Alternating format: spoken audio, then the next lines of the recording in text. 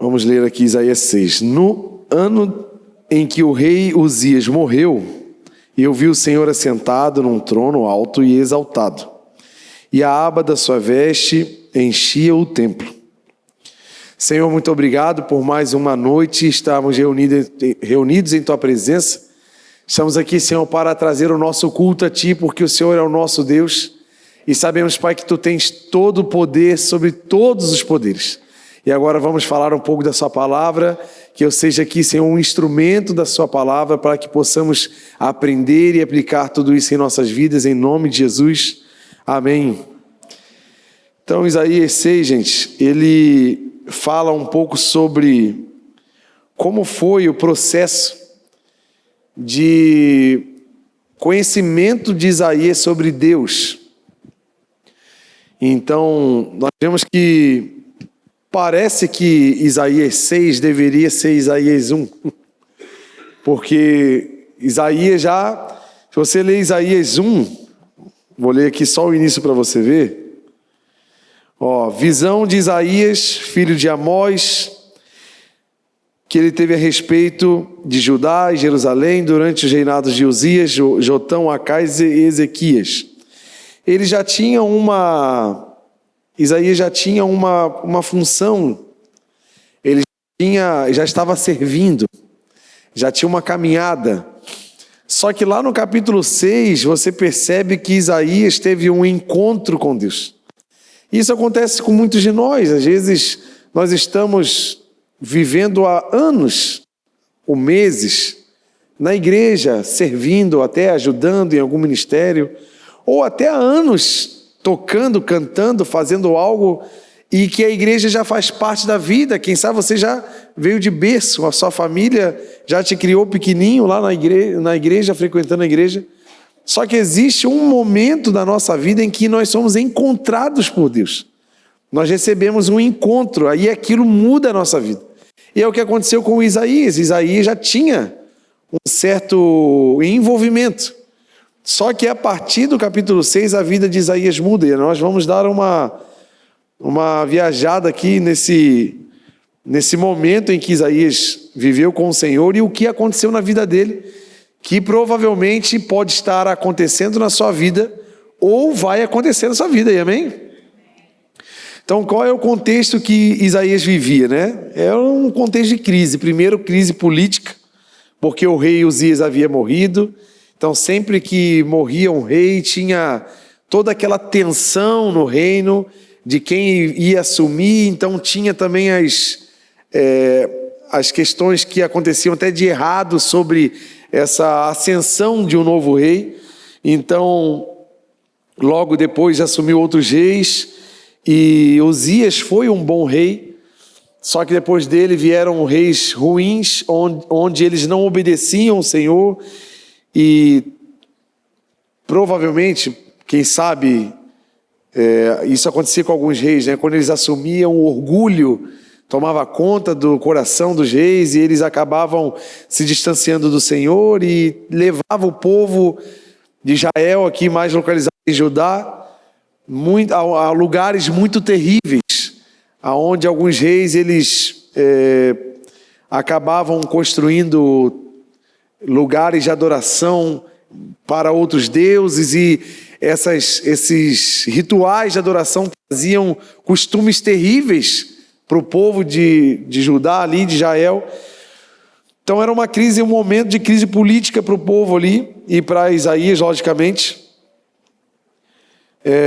Crise econômica, o rei da Síria tinha atacado Judá, e depois desse ataque a Síria estava cobrando impostos altíssimos para o povo de Judá, e praticamente eles tinham que trabalhar dobrado para se manter e para pagar os impostos. Então havia uma tirania sobre o povo. Tipo, na época de Jesus, o Império Romano, ele dominava o povo de Israel, cobrava impostos e tudo mais. Nessa época aqui, a Síria cobrava impostos do povo de Judá. Então eles viviam debaixo de uma injustiça, de uma tirania, de um problema sério na veia econômica. E uma crise moral, porque diante dessa troca de rei, diante da idolatria, diante dessa questão da tirania da Síria, eles passaram a ter leis injustas que oprimiam o povo, os valores estavam sendo invertidos, o que era certo estava errado, o que era errado estava virando certo.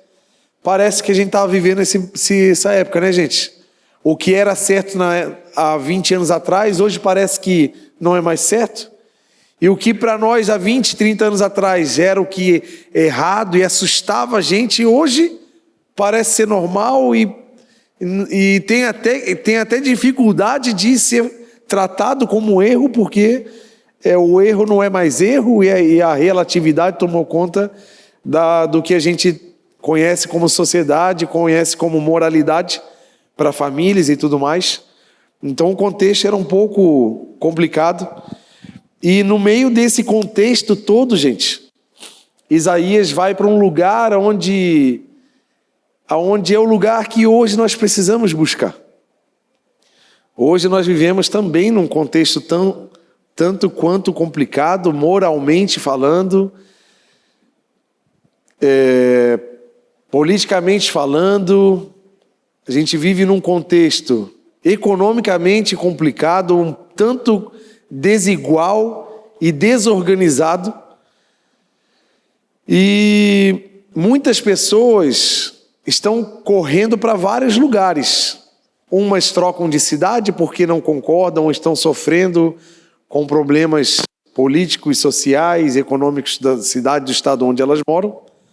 Dou um exemplo dessa igreja aqui por ter um número grande de pessoas de outros estados, pessoas de outras cidades, porque estão buscando oportunidade, buscando um padrão melhor para se viver. E Blumenau justamente tem um padrão muito lindo, muito maravilhoso, uma cidade extraordinária para morar, desde trânsito. Tem gente que fala mal do trânsito, mas eu falo muito bem do trânsito aqui, eu acho que flui muito bem. Se você for em outra cidade aqui do lado, você já vai ver um caos. Você vê que a cidade é muito limpa, muito organizada, o povo é muito educado. É uma cidade com uma segurança incrível, onde você vê, várias vezes, mulheres andando à noite sozinhas. Isso, para quem é de outra cidade, gente, isso é um escândalo, né? E aqui você vê um contexto muito legal de viver. Então, por isso você percebe que muitas pessoas estão migrando para essas regiões aqui, porque percebem que o contexto social, econômico, tem muita oportunidade para trabalho. Quem chega aqui, se quiser trabalhar, na mesma semana já está trabalhando. Tem gente que chegou aqui nessa igreja sem emprego, na mesma semana já estava trabalhando numa empresa e assim por diante. Então, nós vemos esse movimento geográfico de pessoas que estão vivendo em contexto de crise. Nós vemos aí nos últimos 1 ano e meio, mais ou menos, muitas pessoas indo embora com medo do contexto político, de outras questões, e de certa forma abandonando a sua pátria para tentar a sorte, a vida, dentro de outro contexto, por não acreditar, ou não confiar, ou não gostar. Tem vários motivos. Isso talvez fugindo dessas crises que estão instaladas no nosso país. E também vemos outros países em outros tipos de crise, por exemplo, em contexto de guerra, pessoas fugindo desse país, buscando uma vida melhor em outros países. Só que Isaías, ele não fugiu, não foi embora da sua cidade, não foi embora do seu país, não foi embora do seu continente. Isaías, ele foi para o templo. Não necessariamente uma igreja, não necessariamente uma placa, uma religião em si, mas ele foi buscar o Senhor. Que é isso que às vezes falta em nós. Nós estamos sempre buscando melhoria e quem sabe você mora embaixo de um vizinho um tanto quanto barulhento no seu apartamento e a tua vontade é de ir embora daquele apartamento porque você não aguenta mais. O barulho, a pessoa parece que faz desfile de salto alto em cima de você. Ou então ela faz uma corrida dentro de casa, não sei o que acontece com aquele seu vizinho. E a sua vontade é de ir embora. E se você pudesse ir embora hoje, você iria embora hoje porque você não aguenta mais.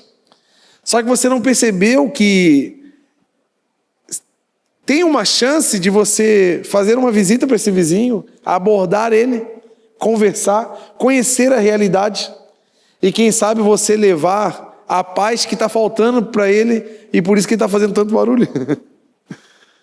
Então a gente não vê oportunidades que Deus cria para nós em contextos difíceis. A nossa tendência é fugir, a nossa tendência é correr. Quando a gente tem problema com alguém, a gente até perdoa, mas qual é a nossa tendência? Não quero te ver mais. Não quero cruzar mais.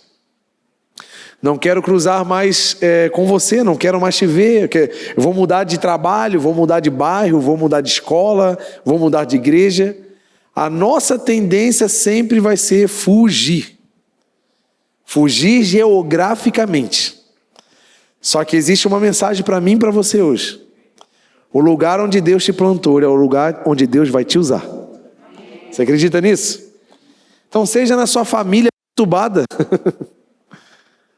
seja no seu bairro carente onde você mora, você e eu somos uma peça de mudança no lugar onde estamos. Seja dentro da tua casa, quem sabe, como o pastor Everton falou ali no testemunho, a vontade dele é de sair da casa dele. Ah, essa casa aqui não é para mim, essa família não é para mim, eu tenho que sair daqui. Quem sabe você está incomodado com seu marido, com a sua esposa, com seus filhos, com a sua casa, talvez não agrade os seus olhos, com a sua família em si, mas foi ali que Deus colocou você, e se você buscar o Senhor, Deus vai usar você para mudar aquele ambiente. Você acredita nisso? Eu lembro quando eu era líder de adolescente, tinha uma menina que ela veio pedir uma oração para mim. Uma oração tanto quanto inusitada. Ela falou assim para mim: Carioca, eu me chamava de Carioca, você pode orar por mim? Eu falei, claro. Eu falei, por que eu falei claro? Eu poderia ter escutado o primeiro motivo para depois falar se eu ia orar ou não, né? Por que você quer oração? Ela falou assim: eu não aguento mais a minha turma, a minha escola, eu não aguento mais. Os meus amigos são tudo perdido e é muito chato, eles são muito bagunceiros e muito perdidos, e eu estou incomodada com aquela sala e eu não quero mais estudar naquela sala. Eu falei com ela assim: olha, eu não vou orar. Ela falou, por quê? Porque está claro, está óbvio que você é a chave da mudança da sua sala. Se Deus te colocou num lugar ruim, num ambiente hostil, é porque você tem a chave de mudança daquele lugar. Se você sair dessa sala, essa sala não vai ser mudada, porque você é a única pessoa que pode ter o caminho para a mudança. Ela olhou para mim, faz sentido. Então não precisa mais orar. Aí ela virou as costas e foi embora. Então está vendo que às vezes nós precisamos entender o porquê de estarmos em alguns ambientes. Porque Deus não faz nada sem propósito. Tudo que Deus faz tem um propósito. Se você olhar para todo o ecossistema, toda a natureza, existe uma cadeia alimentar, existe um propósito do porquê que a água é salgada, do porquê que tem a água doce, do porquê que tem as montanhas, de tudo. De tudo. Hoje eu estava vendo um vídeo sobre a vantagem das montanhas, dos morros, que tem muita vegetação quando há uma chuva torrencial, uma chuva muito forte. E as desvantagens que há quando há desmatamento numa montanha, por exemplo, e quando ocorre uma chuva forte. E era uma maquete incrível, assim, bem linda, e ele pegou um regador que simulou a chuva. E ele mostrou a chuva quando cai no morro que é limpo, e ele fez uma vilinha assim pequenininha, e ele mostrou como que a chuva lava o morro e leva toda a superfície da terra, e ela leva tudo junto, e causou uma enchente assim na maquete, assim, coisa mais horrível. E ele depois fez a mesma chuva no morro onde tinha muita vegetação, e a água descia bem, e tinha um riozinho, tinha 2 montanhas e um riozinho no meio. A água ia bem pouquinho para o rio, porque a vegetação, ela sugava, ela absorvia toda essa água, e nessa montanha tinha um vidro onde mostrava o efeito da vegetação quando tem muita vegetação no morro, que é a questão dos lençóis freáticos, que ela acumula água. E ele mostrou assim, ó, e quando o lençol freático é como se fosse a caixa d'água da natureza. Olha que coisa incrível. E esse lençol freático vai enchendo. E quando ele enche bastante, que não tem mais para onde ir, a pressão da água causa pequenos buracos, ele falava assim, no morro, aonde são as nascentes, que vai de forma controlada descendo e vai indo para os rios. Então a natureza é toda montada de forma proposital. E você não acha, você consegue entender que a minha vida, a sua vida, a nossa família, o lugar onde estamos, tem propósito, Senhor, sim ou não? Deus não perdeu o controle, gente. Deus não perdeu, Deus não está assim, ó. Onde é que será que o Giovanni quando eu fiz ele morava lá em Foz. Deixa eu ver onde é que ele está. Procurar no mapa, vamos botar um GPS. Não! Ele sabe que ele colocou o Giovanni em Blumenau. Inclusive, ele trouxe a noiva do Giovanni de Natal. Olha que encontro maravilhoso. Será que foi sorte? Será que foi por acaso? E Deus, ele está assim, ai, que correria que eu estou perdendo o controle da população. Não, gente. Claro que algumas coisas ruins que acontecem, que aí daí você vai perguntar, mas por que existem os problemas sociais? Isso são causas de escolhas ruins do pecado que há em nós, da corrupção, da falta de santidade mesmo que nós não buscamos. Então isso vai gerando problemas sociais, logicamente a corrupção gera muitos problemas sociais. Deus quer? Claro que não quer. Só que existe um governo humano onde são estabelecidas as ordens e, infelizmente, são efeitos de escolhas egoístas. Então, nós temos que entender, como Isaías entendeu, diante de um caos social, um caos moral, onde ele morava, onde ele vivia, ele não quis fugir, ele foi buscar no lugar certo, em Deus. Então, busque em Deus as respostas que você precisa antes de você tomar algumas decisões. Se teu casamento está difícil, antes de você tomar qualquer decisão, busca o Senhor. Quem sabe Ele vai te dar respostas, vai te dar caminhos para que você consiga discernir as coisas e ter as melhores decisões. Antes de você querer sair da empresa onde você trabalha, ou de você buscar um novo lugar, peça ao Senhor, busca ao Senhor. Ah, mas Ele não me responde. Tá, mas tu buscou Ele quanto? Tu acha que Deus ele é fast food? Deus, o céu é um caixa eletrônico celestial que você aperta o botão e vem na hora a resposta. Não, até porque Deus não é um guru. Deus não é um gênio da lâmpada, que eu vou a hora que eu quero, estrego, ele aparece, ó, eu quero tal coisa. Ele vai lá e toma. Não, Deus, ele espera de nós um relacionamento. Então, no relacionamento, no andando com o Senhor, andando com Ele, eu vou conversando com Ele, eu vou vivendo com Ele, e com isso eu vou tendo as respostas. Eu vou tendo a iluminação do meu caminho. O que a palavra diz? Lâmpada para os meus pés é a sua, e luz para os meus caminhos. Então, enquanto você está andando com Ele, com a palavra dEle, o seu caminho vai sendo iluminado. E você não vai tropeçar. Você não vai ter escolhas erradas. Você não vai ter dificuldade em caminhar. Porque está iluminado. Eu lembro de um dia que eu estava andando de moto. À noite, eu acho que estava voltando do Senai para casa. Alguma coisa assim. Faz um pouquinho de tempo atrás, só quando eu fazia Senai. Eu estava voltando para casa e o farol da moto queimou. Falei, meu Deus. Só que eu estava assim meio perto de casa, né?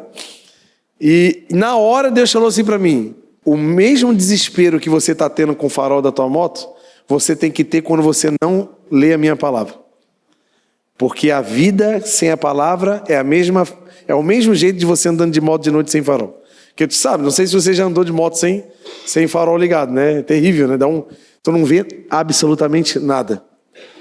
Então, quem sabe algumas escolhas que estamos fazendo, alguns dilemas que estamos vivendo, esses estão ligados a escolhas feitas sem a iluminação da palavra do Senhor. Mas Isaías nos dá esse primeiro exemplo.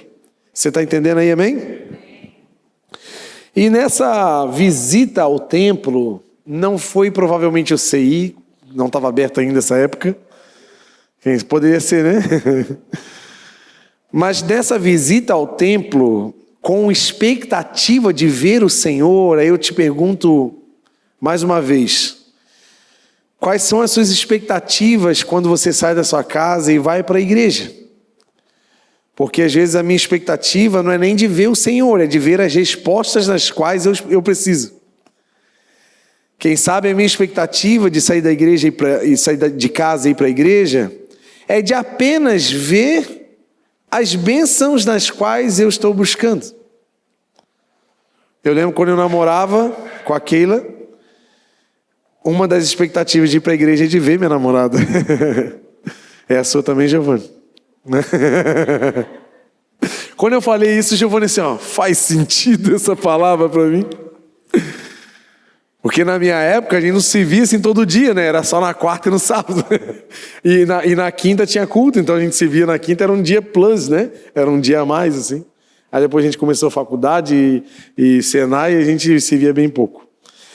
Então, eu entendo que a expectativa de Isaías, ao ir ao templo, era de ver o Senhor. E se você sai da sua casa, apesar dos problemas que você está enfrentando, seja nas finanças, seja na saúde, seja no seu casamento, eu não sei em qual área, mas se a sua expectativa ao sair de casa e ir para uma igreja, como a de hoje, foi de ver o Senhor, certamente você verá. Eu acho que você já até viu e você não percebeu. Quem sabe algumas falas minhas aqui, ou até alguns louvores que aconteceram aqui, Deus já falou contigo. Talvez aí tenha alguém que Deus já falou contigo aí até agora, assim, são 9h da noite.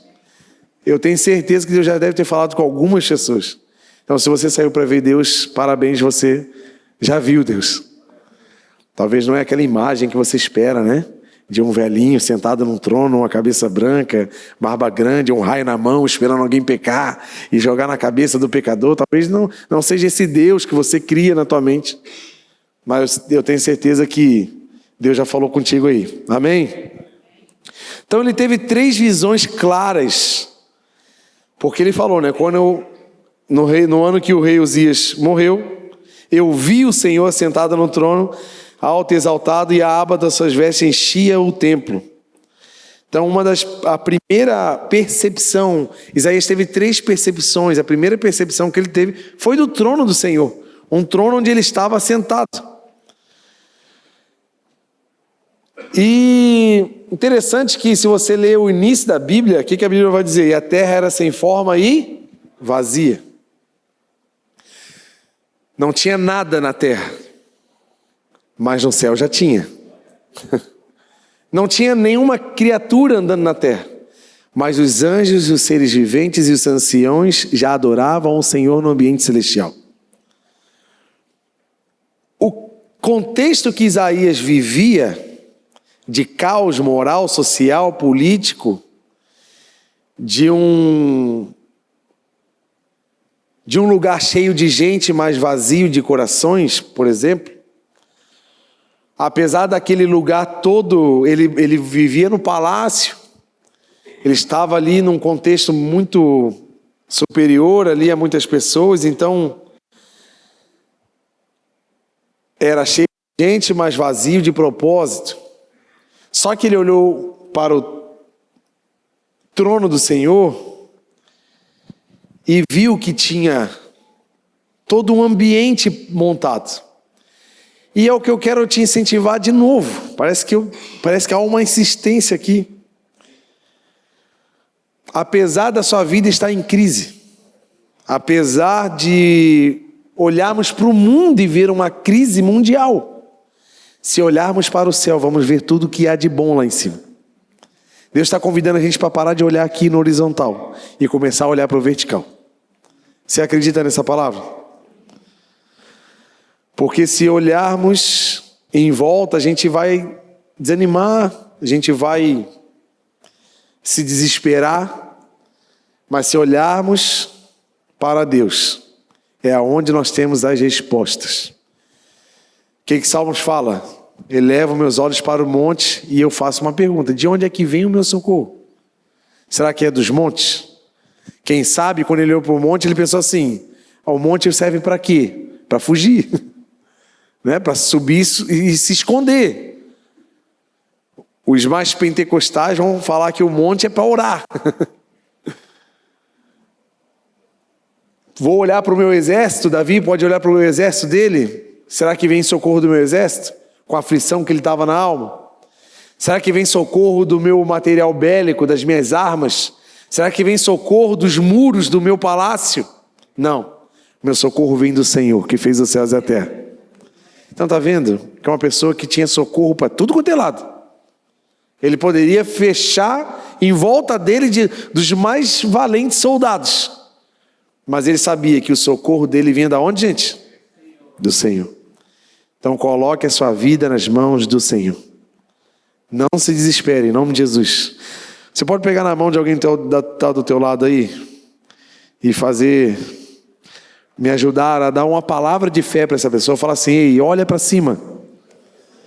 É lá que vem o seu socorro. É de lá, fala assim: é de lá. Pega na mão dessa pessoa assim: é de lá, é do céu. Para de correr igual barata tonta para tudo quanto é lado, querendo resolver as coisas. Quem sabe a lição que eu e você precisamos aprender é de parar e deixar Deus agir. E às vezes a gente está assim, se batendo, se machucando pessoas em volta. Não.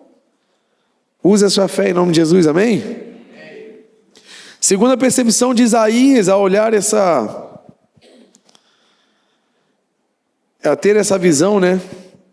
Ele viu seres celestiais ao redor do trono cantando. Coloca ali Isaías 6, 2 e 3.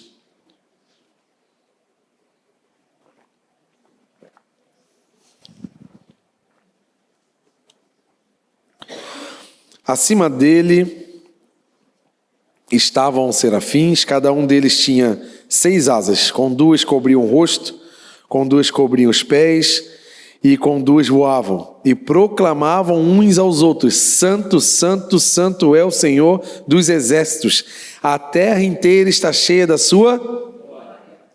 A terra inteira está cheia da sua glória. Isso é uma questão para eu e você entender que, até porque a palavra diz que nós fomos criados nele. Então a posição geográfica de Deus, ela é em todos e em tudo. E a glória de Deus está estendida em toda a terra. Na sua casa tem glória de Deus. Na sua cozinha tem a glória de Deus. Então você pode desfrutar da glória de Deus lá, tomando um café, glorificando o Senhor. O seu trabalho também tem a glória de Deus. Esse lugar aqui onde nós estamos frequentando como uma igreja hoje, era um lugar de baile. A fama não é boa. Para quem é blumenauense mais antigo, sabe que aqui era um risca-faca do brabo. Era tiro, negada pulando lá de cima. Tem gente que conta história para mim que brigava, pulava lá da varanda do Kids, lá embaixo, para fugir de briga. Eu fui conversar com uma vizinha aqui da frente, que mora há 40 anos aqui na frente. Ela disse que olha só, antes da gente alugar, eu estava assim, sondando, orando, vindo direto aqui, daí eu fui perguntar para ela sobre esse lugar aqui e tal. E só que sem falar que eu era pastor, sem falar que eu era de igreja, sem falar que eu ia alugar aqui. E ela falou assim: ó, meu Deus, esse lugar aí, o pessoal fugia, pulava minha cerca aqui ensanguentado, fugindo de briga, eu não aguento mais isso. A minha vontade é que abrisse uma igreja ali. Olha só o que ela falou, sem saber de nada. E era um lugar onde aconteciam coisas terríveis, mas hoje está cheio da glória do Senhor aqui. Se vocês acham que um lugar como esse não poderia ser transformado, e foi, então quem dirá eu e você? Você acha que eu e você não podemos ser transformados? Será que o nosso casamento não pode ser transformado? Será que a empresa que a gente trabalha não pode ser transformada? É só ter alguma peça de mudança lá, e lá está você. Você acredita nisso aí? Você pode aplaudir o Senhor por isso? Que isso é uma virtude do Senhor sobre nós.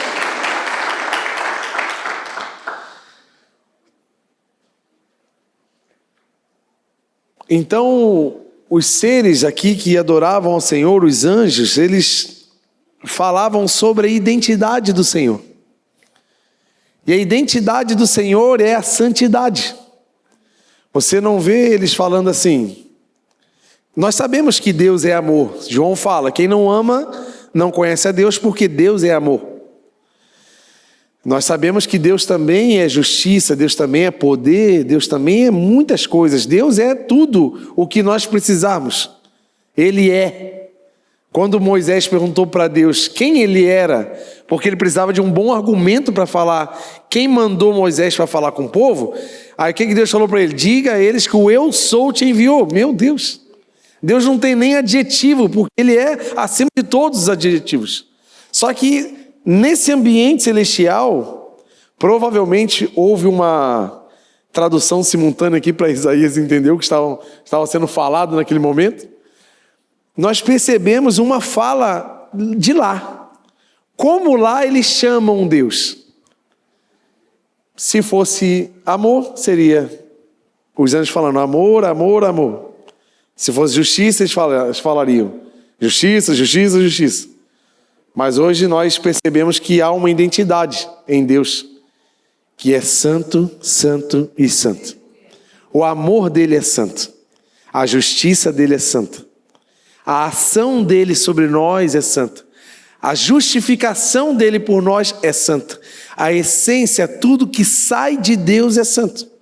Isso que eles estavam expressando. Todos os atributos de Deus são marcados pela santidade. Então o amor dele é santo, a bondade dele é santa, a ira dele é santa. E a adoração dos anjos era diante da identidade do Senhor. E a terceira percepção que eles tiveram, que Isaías teve, foi que ele vê os anjos, ele vê que os anjos proclamam o que Deus faz, e não somente o que ele é, porque ele fala primeiro o que ele é, né? Santo, santo, santo. E agora o que ele faz? E a terra está cheia da sua... Então, eles falam tanto o que ele é, quanto o que ele faz. E a terra realmente está cheia da glória do Senhor, gente. A gente pode ver na criação, vamos ler Salmos 19, 1 ao 4. Olha só. Esse é o texto, gente, que vocês vão sempre lembrar quando vocês vê aquelas nuvens bonitas no céu. Aí você vai ler. Ou quando você vê a natureza bem linda, você vai lembrar desse versículo aqui. Olha o que Salmo 19 diz. Os céus declaram a glória de Deus e o firmamento proclama a obra de suas mãos. Se você olhar para a natureza, você vai perceber a glória de Deus. A natureza, ela carrega a glória de Deus. Se você perceber, Deus, a trindade de Deus, Deus Pai, Deus Filho e Deus Espírito Santo, essa trindade está estampada na natureza. Eu trouxe aqui alguns exemplos da natureza aqui, ó. O tempo. Quais são os 3 estágios do tempo? Quantos são os estágios do tempo? 3. Presente, passado e... Vamos lá, aula de português, presente, passado e... São 3, né? Parece com a trindade, né? Sim ou não? Se você olhar para os estados da água, quantos são? Sólido, líquido e 3. Tudo bem. Pode ser sorte, por acaso. O espaço. Quais são as dimensões do espaço? Altura, largura e profundidade. 3 também. Poxa vida, que coincidência. Vamos para mais alguns dados. A base da matéria, que são os átomos, nós temos quantos? Prótons, elétrons e nêutrons. Só 3. Poxa vida, né? Coincidência também. A música tem 3 componentes: melodia, harmonia e ritmo. A música tem milhares de anos e ninguém inventou outro componente para a música. Não existe. Só são os 3. Parece com quem, hein? Com o Criador, né, gente? Somos formados por corpo, alma e espírito. 3 de novo, gente? Ah, não, isso aí foi arrumado, isso aí foi... Não pode ser. Ai, Jesus, as leis da natureza, elas expressam a identidade de Deus. Se você olhar para a gravidade é o maior poder que é exercido na Terra, e nenhum outro poder pode ser exercido sobre a poder. Eu não quero falar muito de física, que tem professor de física aqui, né, Júlio? Eu não posso aqui me aprofundar muito, senão tu vai me corrigir. Mas a gravidade, fala para mim, ela está presente em toda a Terra, sim ou não? Qualquer lugar que você for na Terra, a gravidade está sendo exercida. Parece com a onipresença de Deus, sim ou não? Poxa vida, hein? E é um poder na Terra que ninguém consegue lutar contra ela. É um poder supremo. Eu vou falar mais não, porque já deu para convencer, gente, assim, sim ou não? Dá para perceber que a glória de Deus está estendida sobre a terra? Agora você acha mesmo que você está esquecido por Deus? Se a glória de Deus também está em você? A glória de Deus também se estendeu à sua vida, também se estendeu à sua família. Agora o que falta é o quê? Eu viver como Isaías viveu, buscar ao Senhor. Ser intencional no relacionamento com Ele. O que Isaías fez no meio da crise? O que ele fez? Foi buscar o Senhor. Quando ele foi buscar o Senhor, o que aconteceu? O Senhor se revelou a ele. Sabe o que falta em mim, em você talvez? Essa revelação de quem é Deus. E só vai ser revelado aquele que busca. A palavra diz que aquele que busca encontra. Então, no segundo momento, Isaías, depois de ele olhar para cima e ver todo esse ambiente celestial, ver toda essa revelação, acontece uma coisa com ele muito incrível, que é o que provavelmente já aconteceu com você, ou vai acontecer com você a partir de agora.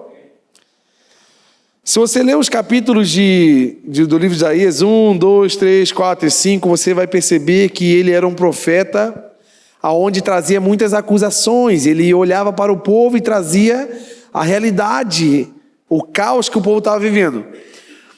Quando ele tem esse encontro com Deus, o que acontece com Isaías? Vamos ler? Versículo 5, capítulo 6, versículo 5.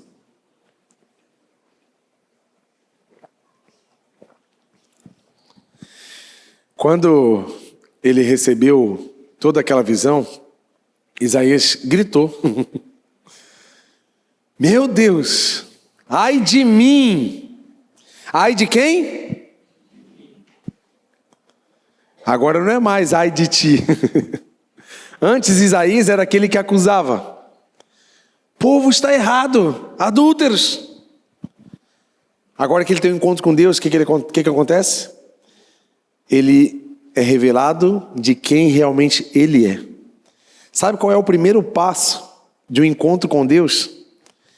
É da gente ver os nossos próprios erros e parar de olhar para o erro dos outros. E às vezes a gente está tão ocupado, culpando os nossos problemas, culpando outras pessoas. Eu tô triste por causa do meu marido, que não cuida de mim, que não faz isso, que não faz aquilo. Eu estou triste por causa da minha esposa, que não me honra e não faz isso. Eu estou triste por causa do meu emprego, do meu patrão, que é injusto. Eu estou triste por causa do governo, que é injusto. Eu estou triste por causa da minha rua, que não é asfaltada. A gente terceiriza a culpa para todo mundo. Agora, quando Deus entra na minha vida e na sua vida, sabe o que acontece? Meu Deus, quem sou eu? Ai de mim. É aí que começa a minha e a sua transformação. Você acredita nisso, amém? Vamos ler lá? Olha lá, Isaías 6 e 5. Estou perdido. É tão bom saber quem a gente é, gente. É tão bom. Eu estava vendo um testemunho aqui e agradecendo a Deus pelo time de pastores que nós temos. Pessoas sinceras. Pessoas que têm a cara de pau para falar a verdade sobre si mesmo. Porque às vezes nós temos, quando estamos bem, a gente cria uma casca de santidade. Eu não erro. Eu sou o cara, meu Deus, eu não faço nada de errado. Eu sou um pai perfeito, eu sou um esposo maravilhoso, eu sou um funcionário incrível, eu sou um crente. A gente é tudo bom. E você escutar uma história daquela... Mas sabe qual é o mais lindo? Não são os erros. O mais lindo é você ver a transformação que Deus fez na vida dele. E o mais lindo é você ver ele enxergando os erros dele, que é o que dificulta. Às vezes o teu casamento está ruim, não é porque o teu marido, tua esposa, é porque você não vê os seus erros. Às vezes o teu emprego, tuas finanças não estão boas, porque você não enxerga a sua falta de diligência nas suas finanças. Ou você não enxerga a dificuldade que você tem de querer melhorar como profissional. Então é lógico que a sua vida financeira não vai mudar. Porque a gente não está buscando nada de novo. Como vamos pisar em novos lugares se não estamos tendo novas escolhas? A gente quer o conforto da morbidez, sem mudar nada.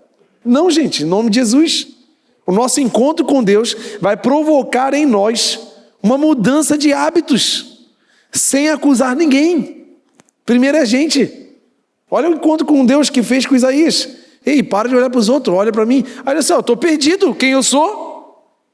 Porque eu sou um homem de lábios impuros. Primeiro ele acusou si próprio. Ainda tem um restinho de pecador nele, E vivo no meio do povo, né? Xingando os outros aqui já. Mas primeiro ele falou dele. Eu sou um homem terrível, de lábios impuros, e vivo no meio de um povo de lábios impuros. Os meus olhos viram o Rei, o Senhor dos Exércitos. Sabe qual vai ser a primeira coisa que vai acontecer com você e comigo, quando encontrarmos o Senhor? É olharmos para os nossos erros. Mas existe uma coisa muito linda nisso. Porque quem sabe você tem uma imagem de um Deus acusador. É um Deus que vai olhar, tá vendo, os erros que você tem, que é o que a gente acha, né?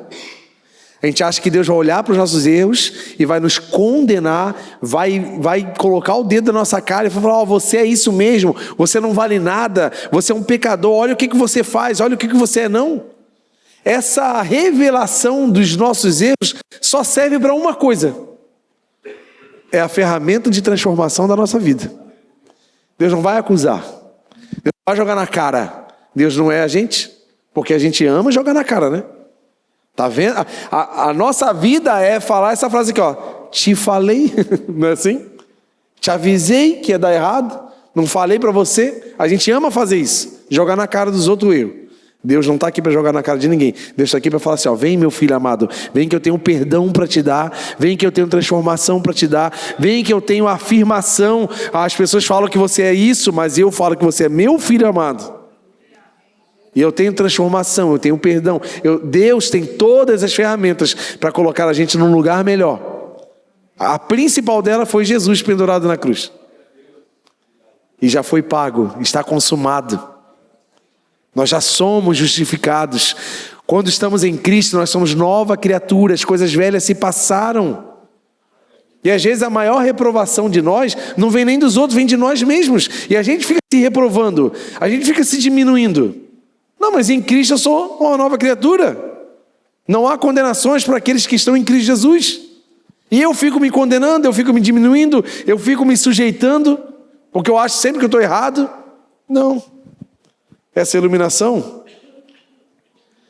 vem para que eu e você venhamos ser transformados. E olha o que aconteceu. Sabe por quê, gente? Essa sinceridade de Isaías serviu para quê? Se você sabe o seu trabalho sem se olhar no espelho, qual é o risco que você corre? De sair para o trabalho despenteado, desarrumado. Se você é um advogado, né? Igual o doutor Lucas, chegou hoje de manhã para tomar um café aqui. Hoje eu tomei café com o doutor Lucas, cara. Foi top hoje, foi incrível. E se você não se olha no espelho, o risco que você corre é de sair no mínimo despenteado. No mínimo. Todo errado. Por quê? O espelho revela a sua realidade. Ele só reflete, sim ou não? E com o espelho, eu e você temos a chance de fazer o quê? Corrigir as falhas, corrigir os erros. E Deus é exatamente isso, a palavra é exatamente isso. Ela é como um espelho, ela reflete a nossa realidade. E ela vai fazer com que eu e você possamos enxergar de fato quem nós somos. Porque às vezes nós criamos um personagem, eu sou o cara.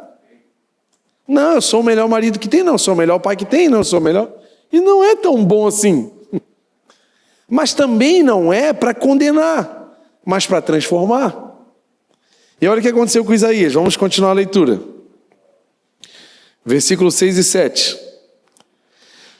Porque assim, gente, onde é que eu quero chegar com isso? Porque se há sinceridade no teu coração sobre os seus erros, você vai acessar a transformação que Deus tem para você. Como Isaías teve. Isaías foi sincero, sim ou não? Sim ou não? Ele falou assim: meu Deus, ai de mim, eu estou perdido. Eu sou um homem de lábios impuros. Ele foi sincero, sim ou não? Porque ele foi revelado de quem ele era. Agora, se ele é um religioso, aquele cara fechado, chega no culto, não ri para ninguém. Ele se acha o santo porque ele não falta um culto, que ele serve, que ele faz isso, que ele faz aquilo. Quando nós nos achamos merecedores porque fazemos alguma coisa, nós não precisamos acessar nada, sim ou não? Já que eu faço por merecer, por que eu tenho que reconhecer alguma coisa? Não, eu já faço. Esse aqui é o perigo do religioso. Porque o religioso, ele não alcança perdão, porque ele nem acha que precisa do perdão. Olha o perigo. Porque ele acha que está ok. Não, eu estou ofertando, estou entregando meu dízimo todo mês, meu Deus, uma santidade ao Senhor. Aí por causa disso eu não preciso, não, Deus não precisa nem me corrigir, porque eu já sei que eu estou santo, eu fiz aqui, eu me tornei santo. Não. O religioso não alcança perdão porque ele acha que nem precisa. E se ele morrer, é capaz de ele falar assim: ó, Deus, pode me levar para o céu, porque fiz um monte de coisa lá. Vai jogar na cara de Deus ainda. Ah, sabe o que Deus vai falar para esse religioso? Fala com a minha mão, que eu não te conheço. Não, mas eu profetizei no teu nome. Eu orei, eu cantei, eu trabalhei, eu fiz um monte de coisa, eu entreguei um monte de coisa na sua... Olha para Ananias e Safira. Pedro falou assim: ei, ninguém pediu nada para vocês. Deus não precisa do que vocês têm. Eles não conseguiram nem entrar na igreja. Morreram na porta. E a gente acha que por fazer alguma coisa, a gente merece. Gente, nós somos um monte de não merecedor.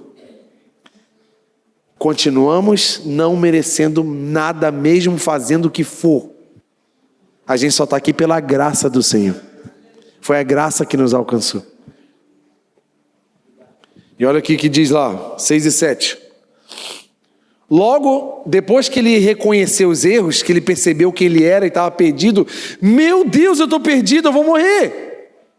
Olha o que aconteceu. Logo um dos serafins voou até Isaías, trazendo uma brasa viva que havia tirado do altar com Atenaz. E com ela tocou a minha boca e disse: veja, isso tocou os seus lábios. Onde ele era impuro, gente? Aonde? Tem outro segredo aqui para a gente aprender hoje. Por isso a sua culpa foi removida e o seu pecado foi... Sabe qual é o bom do sincero? É que ele não tem problema em dizer onde é que ele peca. Porque se ele falasse assim: ai Deus, se ele fosse o lábio, mas se ele fosse medroso ou religioso, ele falasse assim: ai Deus, estou perdido, eu sou um homem de mão impura. Aonde é que ele ia tocar a brasa? Na mão. Porque Deus está interessado em te transformar e não te condenar. Só que se você não for sincero onde você peca, você nunca vai arrumar solução e cura para aquilo. O que adianta tu ir no médico com dor de cabeça, mas tu tem medo? Tem medo de tomar remédio, sei lá. Aí tu senta lá, a médica pergunta: o que tu tem? Não tem nada não. O que o médico vai falar? Obrigado, próximo. Próximo, o que tu veio fazer aqui? Porque tu não quer falar o que tu tem? O que adianta? Ontem a gente foi levar o Estevam para tomar a injeção, vacina. Ele tinha tomado a primeira dose, ele ia tomar a segunda. E ele estava meio tenso assim, eu conheço ele, sei como é que ele é. Aí na hora que ele foi, a enfermeira falou assim: olha, não precisa mais disso aqui e tal, porque agora é só uma dose. Cara, teve que soltar fogos, mano. E logo eu lembrei do Gabriel, é a mesma? Ele tomou a segunda, não? Então não precisa mais. Na hora eu lembrei assim, o Gabriel arrumou um advogado. Só quem sabe da história, né? Falei: o Gabriel arrumou um advogado para ele. Posso contar? Não? Vontade de contar? O Gabriel foi tomar vacina E ele ficou com medo da vacina. E ele falava assim, eu quero chamar um advogado. Eu achei um barato, essa história marcou minha vida, cara. Eu achei incrível o argumento que ele arrumou. Gente, é um menino muito inteligente. Ele poderia chamar qualquer coisa, né? Mas ele foi num criminal já. Ele queria incriminar Ele queria prender a galera, tudo. Rapaz, esse menino tem muito argumento. O que é isso? Que cabeça inteligente é essa? Que criança que vai pensar assim na hora da vacina? Eu quero meu advogado. O cara tá lá na frente, tá anos de luz na frente da gente. E o Estevão estava preocupado. Aí quando eu falei assim, não precisa mais. Meu Deus, Estevão, que soltar. Sabe aquela carinha assim, ó? Ele tá assim. Aí ela assim, mas tem um aqui para tomar. Aí teve que tomar uma vacina lá. Aí chegou em casa, hoje ele estava assim, tá doendo minha perna. Aí acabou tomando. A Aninha tomou 3 e ele tomou 1. Meu Deus, sacrifício. Mas se a gente não for sincero, nós não seremos curados. Sabe qual é o problema de feridas que estão abertas na sua vida e na minha vida? É porque nós não temos coragem de abrir o jogo para o Senhor. Gente, vamos parar de fazer aquelas orações genéricas e fazer a oração assim, ó. A oração genérica é assim, ó. Deus, meu Deus, obrigado pelas suas bênçãos. Perdoe os meus pecados. Abençoe a minha mãe. Aí que eu começo. Gente, pecado tem nome. Enquanto você não abriu o teu coração e fala assim, Deus, me perdoa porque ontem eu invejei de alguém. Deus, me perdoe porque ontem eu cobicei alguma coisa. Deus, me perdoe porque hoje de manhã eu fui grosseiro com a minha família, com meu filho, com a minha esposa. Eu pensei mal sobre tal pessoa. Sabe por que a Bíblia fala assim, ó? Aquele que odeia o seu irmão já é um assassino. Então, quem sabe tu tem ranço de alguém no teu trabalho. Então, prazer, tu é um assassino. E tem gente que tem raiva de tanta gente que virou até serial killer. Tem gente que ama odiar alguém, já viu não? Eu não gosto daquele, eu não gosto daquele, eu não gosto daquele por causa daquilo, eu não vou com a cara daquele, eu não gosto daquele lá, e né, sabe? Gente, que é isso? É um assassino? Vai pedir perdão? Agora fala detalhes com o Senhor. Deus, eu não aguento mais odiar as pessoas. Fala assim. Deus, eu tenho um costume ruim de botar defeito em todo mundo. Faz assim. Sabe por quê? Deus vai te curar cirurgicamente onde você está errando. O prazer dele é curar a gente. Mas a gente não abre a nossa intimidade com o Senhor. A gente assim, sabe aquele relacionamento assim meio... Deus está lá, eu estou aqui, está tudo bem. Deus, quando eu precisar, eu sei que eu posso contar contigo, mas estamos aí. Não! Abre, escancara. Isaías escancarou o coração de Deus. É o seguinte, o meu pecado é esse aqui, ó. Se for no tema de hoje, Deus, meu pecado é pornografia, me ajuda? Mas se tu não fala, que dia que tu vai ser curado? Deus, meu pecado é cobiça, meu pecado é inveja. Deus, eu estou pecando na maledicência, na fofoca. Mas se a gente não fala, como é que eu vou ser curado? Olha o que o anjo fez, na hora. Ele nem perguntou, tu viu que nem perguntou? Ele falou assim, sou um homem de lábios impuros. Na hora que ele falou, onde você? Pega aquela brasa viva lá, já sei onde eu vou botar. Na hora assim, enquanto ele falava, você botou aquela brasa na boca dele assim, toma Isaías. Olha aqui, bota lá o versículo 7 de novo, olha ali, ó. O 7, olha que coisa linda. E ele tocou a minha boca e disse, veja, isso tocou os seus lábios, e por isso, o que aconteceu? A sua culpa foi removida. Quer andar leve com o Senhor? Entrega seus pecados na mão dele. Quer andar sem culpa? Comece a falar o que tu está fazendo. Abre seus sentimentos. Fala, Deus, eu estou com raiva. Não aguento mais. Deus, eu xinguei no trânsito. Falei isso. Seja mais direto com o Senhor, mais íntimo. Tu não quer ter intimidade com Deus, mas tu não abre a tua intimidade, como é que está? Olha, a sua culpa foi removida, e o seu pecado foi o quê? Perdoado. Está leve. E o que aconteceu depois? E olha que lindo, gente, o processo, isso aqui eu falei domingo, e eu fiquei de cara assim, meu Deus, mas parece que Deus está querendo repetir a palavra. É porque há um direcionamento do Senhor para nós nesse tempo, de uma investida dos céus para a nossa vida, de um envio que o Senhor quer trazer para cada um de nós aqui. E aqui eu finalizo a palavra, 5, 1, 2, 3, 4, 5, igualzinho domingo. A sequência do encontro com Deus na nossa vida. Primeiro, ele se revela, foi o que aconteceu com Isaías. Segundo, Não, desculpa. Primeiro, ele se apresenta. Segundo, ele se revela. Terceiro, ele transforma a gente. Quarto, ele convoca. E quinto, ele envia. O que aconteceu? Bota o versículo 8, olha, sequência. Depois que ele recebeu o perdão, depois que ele recebeu a transformação, olha o que aconteceu. Então, ouvi a voz do Senhor. Quer ouvir mais a Deus? Comece a falar os teus pecados para Ele. Sabe por que a gente é criado, gente? Até questão de criação. A gente é criado com uma dificuldade de falar as nossas debilidades. A gente é criado de um jeito que a gente precisa ser perfeito para todo mundo. A gente precisa criar um personagem que não erra, não, gente. Seja vulnerável. Sabe, é um grande exercício para tu aprender a ser vulnerável. Comece a ser vulnerável com o seu esposo, com a sua esposa e com os seus filhos. Comece a pedir perdão dentro de casa. Olha, desculpa que eu errei, eu briguei contigo e não precisava ter brigado. Porque o pai, às vezes, é aquele cara que sempre tem a razão. Ele faz errado, mas ele nunca errou. A gente foi criado assim, né, gente? A maioria das pessoas, o pai da gente, quem é o pai da gente para pedir perdão para a gente? Nunca. Então a gente é criado nessa sequência, mas começa a fazer isso. Começa a pedir perdão, começa a tocar nos erros que você comete em casa. Poxa, moça, ontem eu fui guloso, que tinha 2 coxas de galinha, comi as 2, não deixei nada para ninguém. Fui zolhudo. Poxa, eu fui grosseiro contigo ontem, eu não precisava, né, amor? Poxa vida, perdão. Começa assim, tu vai ser quebrantado e tu vai ganhar cura nessas áreas. Aí tu vai ouvir mais a Deus, olha aqui, ó, versículo 8. Aí o que aconteceu? Aí eu ouvi. Sabe por que às vezes a gente não ouve a Deus? Porque a gente está com tanta coisa agarrada, tanta coisa em volta, que a gente não consegue discernir a voz do Senhor. Aí eu ouvi, então, depois de ser perdoado, depois de ser transformado, então ouvi, conclamando: a quem enviarei? Quem irá por nós? Sabe por quê, gente? O privilégio que nós temos de realizar as obras de Deus aqui na terra. Olha o que ele falou assim, ó: quem vai por nós? Olha que coisa mais linda, gente. Eu e você, quando estamos fazendo a obra de Deus, estamos representando Deus.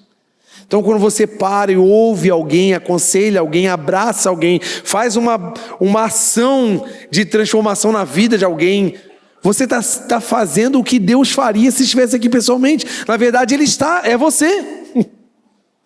Olha só, quem vai por nós?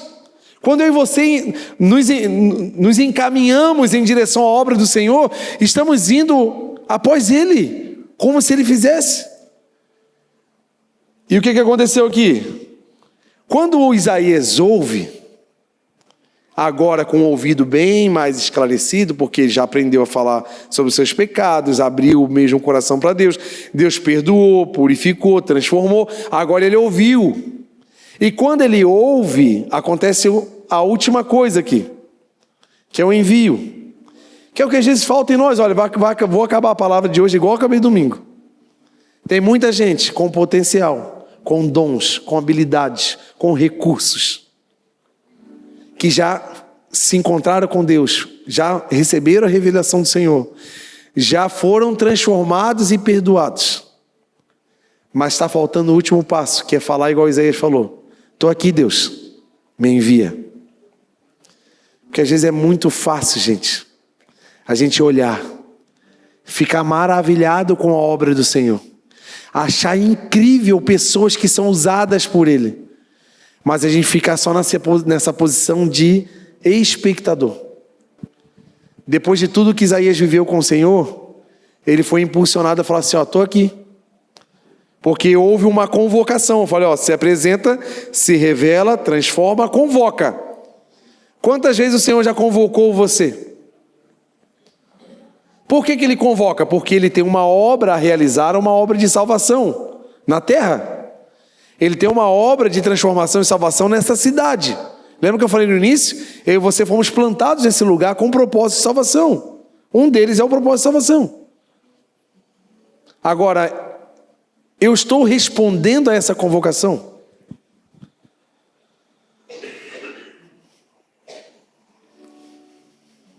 Ele prontamente falou: opa, estou aqui, Deus, me envia. Deus já se revelou para você. Deus você está vendo na sua vida várias transformações, e já viu também algumas já no passado. Você já percebeu que foi perdoado, você já está vivendo uma vida diferente, mas Deus está nos convocando a nos posicionar diante dos planos que Ele tem. Vamos ficar de pé em nome de Jesus?